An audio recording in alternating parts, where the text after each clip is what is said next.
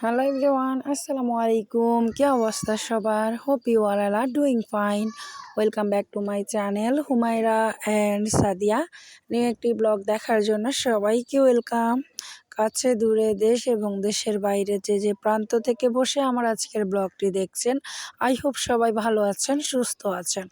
আমিও আপনাদের দোয়া এবং ভালোবাসায় ভালো আছি, সুস্থ আছি, আলহামদুলিল্লাহ।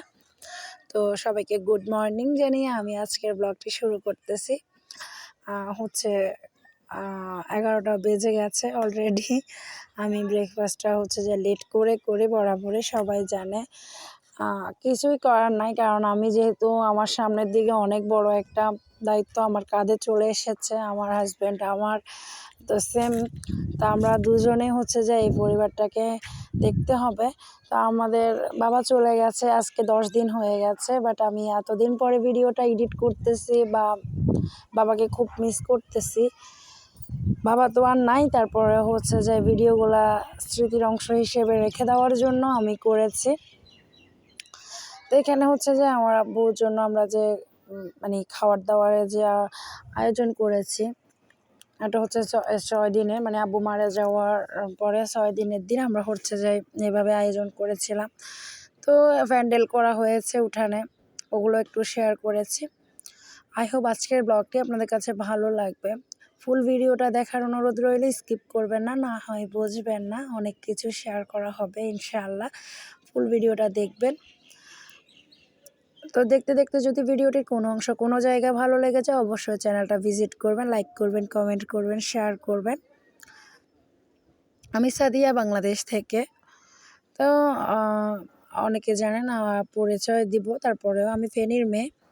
তো এখানে হচ্ছে যে আমি গ্রামের বাড়িতে আসছিলাম। আমার আব্বুর কথা সবাই জানেন, আমার আব্বু দুনিয়া থেকে চলে গেছে না ফেরার দেশে, আর কখনো চাইলেও আসতে পারবে না, আমরাও চাইলে পাবো না বাবাকে। বাবা ডাকটা আমাদের জন্য হয়তো বা মোছা হয়ে গেছে, আর বাবা ডাকা হবে না, বা বাবা আমাদেরকে ডাকা হবে না, আর বাবা আমাদেরকে মেয়ে ছেলে মেয়ে বলতে পারবে না।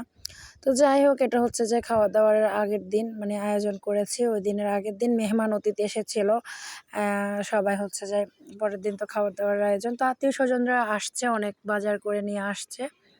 তারপর টাকা পয়সা এগুলো হচ্ছে যে আমাদের ফেনীতে চলে। আগে এরকম ছিল না, বাট আগে হচ্ছে যে রান্না বান্না করে দিয়ে দিত, মানে 4 দিন পর্যন্ত খাওয়া দাওয়া করে না, মানে নিজেদের ঘরে রান্না করে না বা চুলায় আগুন দেয় না।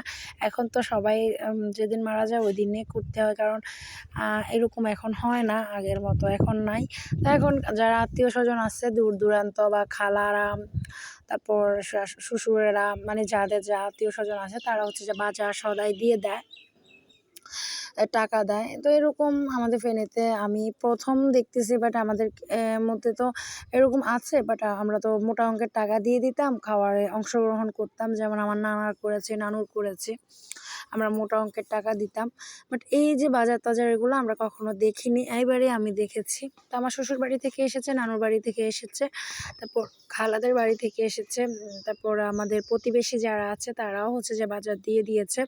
এটা রান্না করে মানে খাওয়ার জন্য দেয়, তারা রান্না করে না, কারণ বুঝতে পারে না মেহমান কয়জন আছে না আছে, রান্না করলে কেমন হয় না কেমন হয়, সবার একটা কষ্ট হয়ে যায়। তো এইভাবে মনে হয় দিয়ে দেয়, এরকম একটা এখন ওরা বাড়ি করছে। যাই হোক, এখন হচ্ছে যে আগে যখন মারা যায় তখন হচ্ছে যে জানাজা পড়ার পরে একটা খাওয়ার দাওয়ারের যে আয়োজন থাকে, ওটা আগে ছিল হচ্ছে যে যেরকম 4 দিনে 5 দিনে খাওয়ার আয়োজন করে না, সেম ওই খাবারটা ওই দিনও করা হয়। এখন হচ্ছে যে বিরিয়ানি রান্না করে ফেলে। তো আমাদের এদিকে হচ্ছে ফেনীতে এভাবেই হয়। কার অঞ্চলে কি হয় বা কার এলাকায় কি হয় আমি তো জানি না, আমি আমাদের কথা বলতেছি। এখানে হচ্ছে যে পরের দিন সকালবেলা একদম আমাদের রান্নাবান্না সব কমপ্লিট হয়ে গেছে। আমি হচ্ছে যে সকালের ভিউটা দেখাচ্ছিলাম। আগের দিন হচ্ছে যে অনেক বৃষ্টি ছিল, পরের দিন মেঘলা ছিল, ওয়েদার খুবই কি বলবো, খুবই খারাপ অবস্থায় ছিল, কখন না বৃষ্টি চলে আসে এরকম একটা অবস্থা ছিল। তো এখানে রান্নাবান্না কি করেছে না করেছে ওগুলো একটু দেখাচ্ছিলাম। এখানে হচ্ছে যে মুগের ডাল নাকি ছোলার ডাল রান্না করেছে, ছোলার ডাল মেবি, আমি অনেক কিছু জানি না। এখানে হচ্ছে যে গরুর মাংসের যে কালো ভুনাটা আছে, ওটা হচ্ছে ট্রেডিশনাল খাবার, আমাদের ফেনীতে খুব জনপ্রিয় একটা খাবার। বিয়ের আয়োজন, অনুষ্ঠান, প্রোগ্রাম, মানে যে কোনো কিছুতে এটা করে, মানে এটা একটা জনপ্রিয় খাবারের মধ্যে পড়ে গেছে এখন। তো এখানে ডাউল রান্না করতেছে, এখানে ভাত হচ্ছে, তারপর চিকেন করেছে। যারা বিফ খাবে না তারা চিকেন খাবে, এরকম একটা অবস্থা। এইভাবে করে যায়। তো এটা সবাই করে, এই খাওয়া দাওয়ার আহামরি এমন কোনো কিছু নাই, এগুলাই থাকে। 4 থেকে 5 পদের রান্না করা হয়।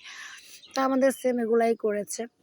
তো ছোটোখাটোভাবে আল্লাহ যদি চায় বা আল্লাহ যদি আমাদেরকে ভালো একটা পজিশনে নিয়ে যায় বা ইনকাম যদি ভালো থাকে, তাহলে ইনশাআল্লাহ আবারও সুন্দরভাবে অনেক আয়োজন বড় করে করব।